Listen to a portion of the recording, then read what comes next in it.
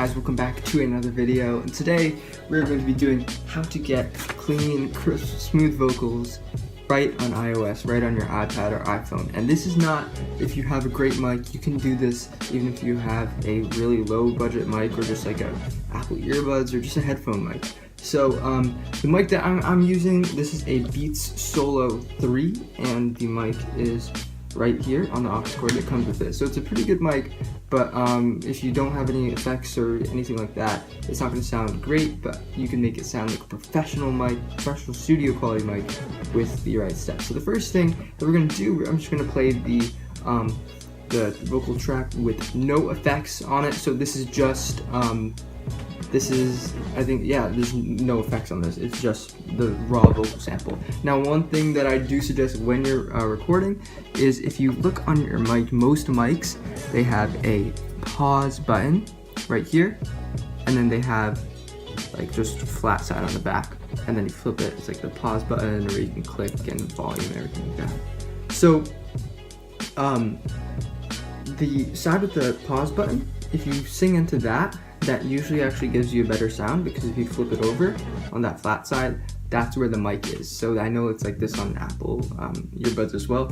The flat side, there's nothing on it, is where the mic is. So you flip it over and you sing into that, that's actually going to give you a slightly better sound. That's more high-end, slightly more crispier.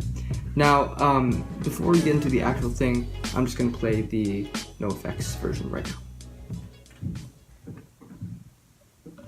Am I wrong for thinking out the box from where I stay? Am I wrong for saying that I'll choose another way? So am I wrong for thinking that we could be for real? Now am I wrong for trying to reach the things that I can't see? Oh, am I wrong? Alright, so as you can see, that has no effects on it, but we're going to change that really quick. So the first thing that we're going to do, we're going to go straight into our track settings, go into plugins and EQ, go to compressor and follow those settings. The ratio, keep it around 9:10. The attack, you want more transients in your voice, so you're going to put that farther up. Your gain and mix is obviously how that fits into your mix, and after that we're going to go into your visual EQ. So if you can EQ or compress, I don't know, I mean, some people say different things, but I don't really care. I do them whichever way, whatever works for me. So some people say no, you have to compress first and then you EQ, or some people say EQ then compression. I just do what works best for me. So once we have that done, what you're going to do, you're just going to go into your visual EQ and you're going to follow these settings right here. So if you look at the bass, it's around the 120 mark, then we got about the 750k mark, and then about the 2k mark, and then the gain is going to stay the same.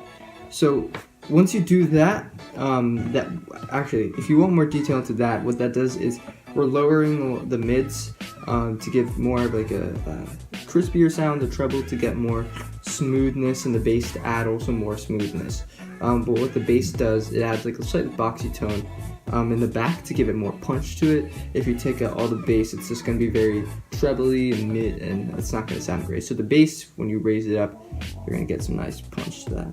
So now once you do that, when you listen to just that, it's going to sound something like this. Let me just take everything out, and it's going to sound like this. Am I wrong for thinking out the box from where I stay? Am I wrong for saying that I'll choose another way?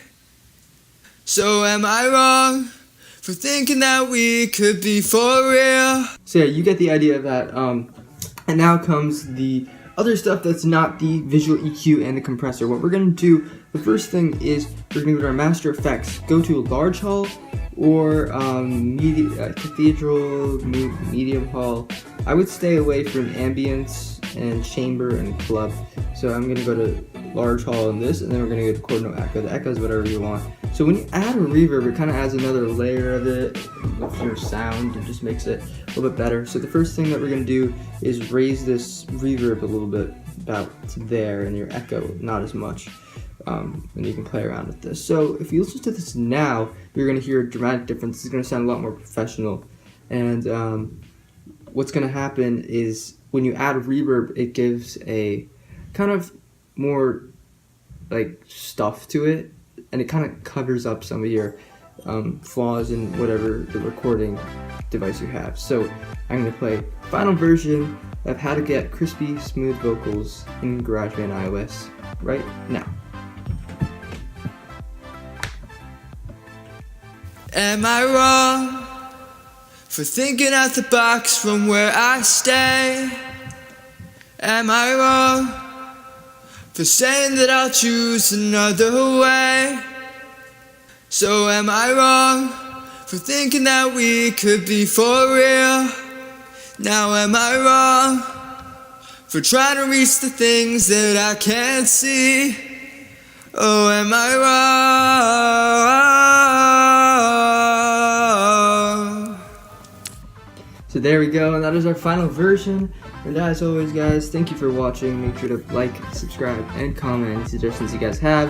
And I'll try my best to get to that. So, as always, peace.